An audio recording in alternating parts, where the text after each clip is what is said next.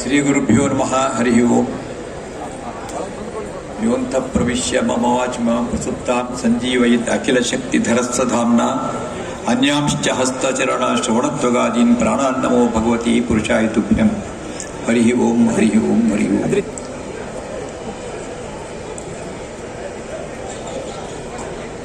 ಆದರಣೀಯ ಗುರುಗಳೇ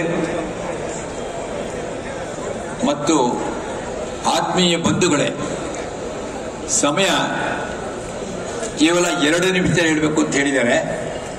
1528ನೇ ಇಸ್ವಿಯಿಂದ 92ನೇ ಇಸ್ವಿ ತನಕ 1992ನೇ ಇಸ್ವಿ ತನಕ ಏನು ಹೋರಾಟ ನಡೀತು, ದೊಡ್ಡ ಕಥೆ.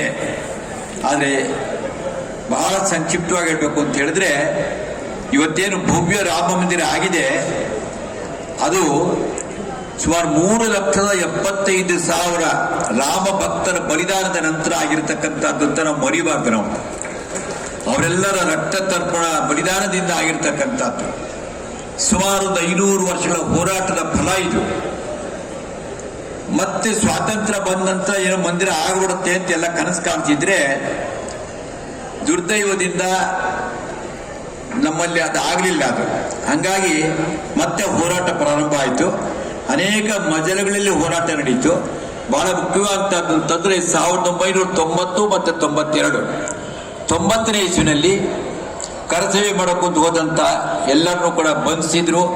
ಮತ್ತೆ ಗೋಲಿಬಾರ್ ನಡೀತು. ಸುಮಾರು 250 ಜನ ಕರಸೇವಕರು ತಮ್ಮ ಪ್ರಾಣವನ್ನು ಕೊಟ್ಟರು. ರಸ್ತೆಗಳಲ್ಲಿ ನೇರವಾಗಿ ಗುಂಡು ಹೊಡೆದಿದ್ರು. ಕರಸೇವಕ ಕೆಳಕ್ಕೆ ಬಿದ್ದಿದ್ದಾನೆ, ರಕ್ತ ಹೋಗ್ತಿದೆ. ಆ ರಕ್ತದಿಂದ ಅವನು ಆ ರಸ್ತೆ ಮೇಲೆ ಬರೀತಾ ಇದ್ದಾನೆ, ಜೈ ಶ್ರೀರಾಮ್ ಜೈ ಶ್ರೀರಾಮ್ ಅಂತ. ಇದೆಲ್ಲ ನಾವು ಕೇಳಿದ್ವಿ 90ನೇ ಇಸ್ವಿದು ವಿಷಯ.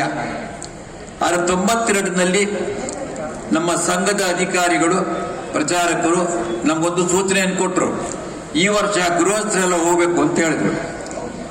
ಸಂಘದ ಸ್ವಯಂ ಸೇವಕನಾದಂತ ನಾನು ಮತ್ತೆ ನಂತರ ತುಂಬಾ ಜನ ಸೂಚನೆ ಪಾಲನೆ ಮಾಡೋದಷ್ಟೇ. ಅಲ್ಲಿ ಹೋದ್ರೆ ಏನಾಗುತ್ತೆ, ಏನ್ ಕತೆ, ಯಾವ್ದು ಲೆಕ್ಕಾಚಾರ ಇರಲಿಲ್ಲ. ಹಂಗಾಗಿ ಹೊರಡಬೇಕು ಅಂತ ನಿಶ್ಚಯ ಮಾಡ್ಕೊಂಡ್ವಿ. ಆಮೇಲೆ ನಾನು ಹೊರಟೆ, ನನ್ನ ಹೆಂಡತಿ ನಾನು ಬರ್ತೀನಿ ಬಂದ್ಲು, ಮಕ್ಕಳು ನಾನು ಬರ್ತೀನಿ ಬಂದ್ರು, ತಮ್ಮದು ನಾನು ಬರ್ತೀನಿ ಬಂದ್ರು. ಇತ್ತೀಚಿನ ಒಂದು ವರದಿಯ ಪ್ರಕಾರವಾಗಿ ಒಂದೇ ಮನೆಯಲ್ಲಿ 7 ಜನ, ಇಡೀ ಕುಟುಂಬದವರು 10 ಜನ ಅವರಿಗೆ ಹೋಗಿದ್ವಿ. ಆತರ ಅನೇಕ ಕುಟುಂಬಗಳಲ್ಲಿ ಬಂದಿತ್ತು. ಮತ್ತು ಯಾವ ಒಂದು ಆ ಗುಂಬಸ್ಸಿತ್ತು, ಆ ಗುಂಬಸ್ಸನ್ನು ಹೊಡಿಬೇಕಾಗಿ ಬಂದ್ರೆ ಕೊನೆ ಪಕ್ಷ ಅಂತಂದ್ರೂ ಕೂಡ 3-4 ದಿವಸ ಬುಲ್ಡೋಜರ್ ಬೇಕಾಗಿತ್ತು. ಆದರೆ ಅವತ್ತು ಬಂದಂತ ಕರಸೇವಕರಿಗೆ ಅವ್ರಲ್ಲಾದಂಥ ಆವೇಶ, ಹನುಮಂತರ ಒಂದು ಆವೇಶ ಆಗಿತ್ತು ಅವ್ರಿಗೆ. ಹಂಗಾಗಿ ಮೇಲೆ ಎಗರಿ 9-10 ಗಂಟೆಗೆ ಶುರು ಆದಂತ ಕೆಲಸ ಮಧ್ಯಾಹ್ನ 12 ಗಂಟೆಗೆ 1, 3 ಗಂಟೆಗೆ 1 ಮತ್ತು ಸಂಜೆ ಸಾಯಂಕಾಲ 6 ಗಂಟೆ ಇನ್ನೊಂದು ಗುಂಬತ್ ಪೂರ್ತಿ ನೆಲಸಮ ಆಯಿತು. 500 ವರ್ಷಗಳ ಕಳಂಕ ನಿರ್ನಾಮ ಆಯ್ತು ಅವತ್ತು.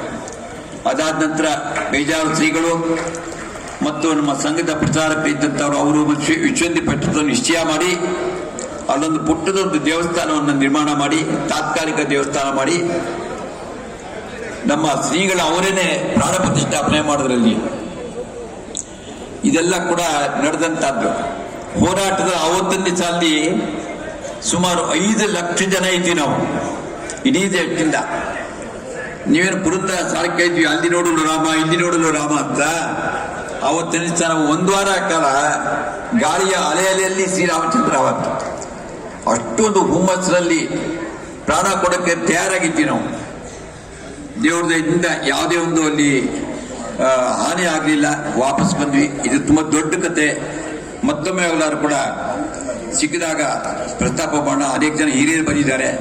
ಅದಕ್ಕೋಸ್ಕರ ಅದರ ದೇವರ ಒಂದು ಅನುಗ್ರಹ ಏನಪ್ಪಾ ಅಂತಂದ್ರೆ, ಹೋರಾಟ ಮಾಡಿದಂಥವ್ರು ಇದ್ದಾಗಲೇ ನಮ್ಮ ಎದುರುಗಡೆ ನಮ್ಮ ಕಣ್ಮುಂದೆ ರಾಮ ಮಂದಿರ ಆಗಿದೆ.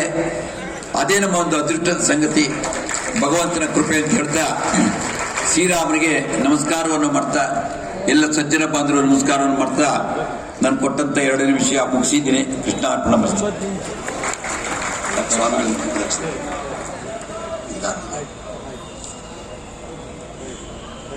ನಮ್ಮ ನವರತ್ನ ಗೋಪಾಲರಾವ್ ಅವರು ಶ್ರೀಪಾದಂಗಳವರಿಂದ ಅಭಿನಂದನಾ ಪತ್ರವನ್ನ ಪಡಿತಾ ಇದ್ದಾರೆ.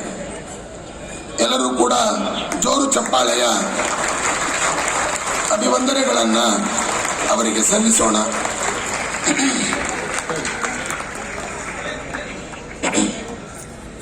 ಶ್ರೀ ಗುರುಭ್ಯೋ ನಮಃ. ಹರಿ ಓಂ.